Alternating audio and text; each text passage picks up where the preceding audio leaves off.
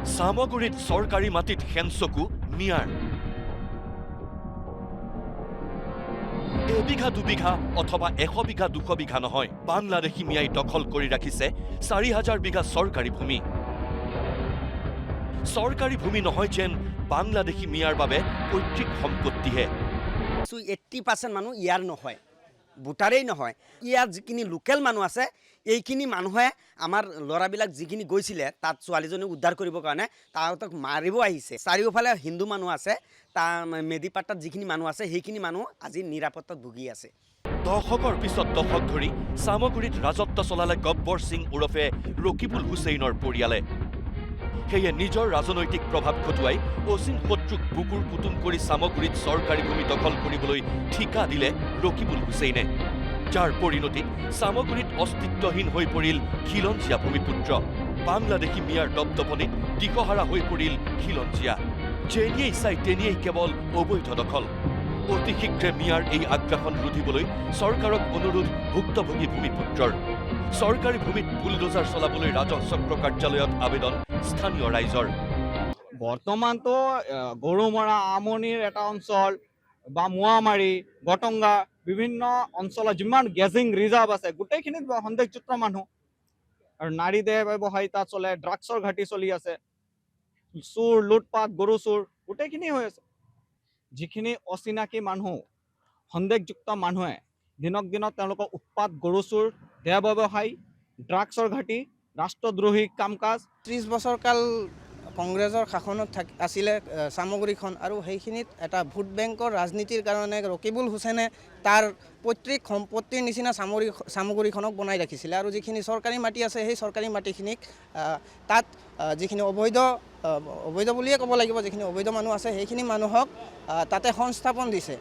নগাঁও জিলাৰ চতুৰ্দিশে এতিয়া ভয়ানক আগ্ৰাসন। সামগুৰিৰ ৰাজহ চক্ৰতেই বাংলাদেশী মিয়াই দখল কৰি ৰাখিছে 4000 বিঘা ভূমি। সামগুৰিৰ 2 নম্বৰ গৰুমৰা, মোৱামাৰী, চামধৰাগড়, আমনি, আমতল, গেৰেকী বিল আৰু ব্ৰহ্মা বিলত এতিয়া খিলঞ্জীয়াই ভৰি দিব নোৱাৰা ভয়ানক পৰিৱেশ। সেয়ে উপায়ন্তৰ হৈ ৰকিৰাজৰ পৰিত্ৰাণ বিচাৰি সমস্বৰে কৈছে, সামগুৰিৰ চৰকাৰী ভূমিৰ পৰা পুলিয়ে পোখাই উচ্ছেদ কৰক ৰকিবুলৰ বাংলাদেশী মিয়াৰ ভোট বেংকক।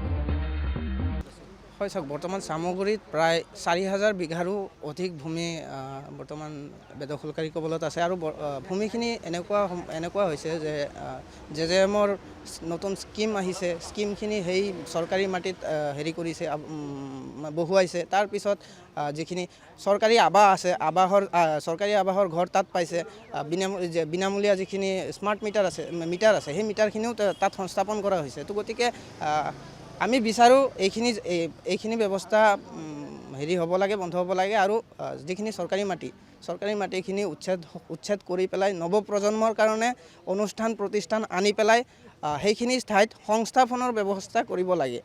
আমি চিন্তিত হৈ পৰিছোঁ যে পুৰণিগুদাম যি গড়মূৰ সত্ৰ আছে, সেই গড়মূৰ সত্ৰৰ সত্ৰাধিকাৰে আগৰ দিনতে যিটো ৰাস্তা দি আপোনাৰ নৈত গা ধুবলৈ গৈছিলে, সেই ৰাস্তাটো বৰ্তমান আপোনাৰ সন্দেহযুক্ত নাগৰিকে আহি পেলাই ঘৰ দুৱাৰ বনাইছে। আৰু আমি সামগুৰি ৰাজহ চক্ৰৰ বিষয়াক সেই বস্তুটো আপোনাৰ নিৰীক্ষণ কৰিবৰ বাবে অনুৰোধ জনাইছোঁ। আৰু নগাঁও জিলাৰ যিগৰাকী আয়ুক্তগৰাকীকো অনুৰোধ জনাইছোঁ আৰু মুখ্যমন্ত্ৰী ডাঙৰীয়াকো অনুৰোধ জনাইছোঁ। ৰাইজৰ অভিযোগ, নগাঁও জিলাৰ পৰাই উজনি অসমতো ভয়ংকৰ আগ্ৰাসন চলাবলৈ ব্লুপ্ৰিণ্ট তৈয়াৰ কৰি আছে বাংলাদেশী মিয়াই। গতিকে ডক্টৰ হিমন্ত বিশ্ব শৰ্মা মুখ্যমন্ত্ৰী হৈ থাকোঁতেই এই কুটিল ষড়যন্ত্ৰ মুখিমূৰ কৰিব নোৱাৰিলে উজনি অসমো কিন্তু নিঃশেষ হ'বলৈ বেছি পৰ নালাগিব।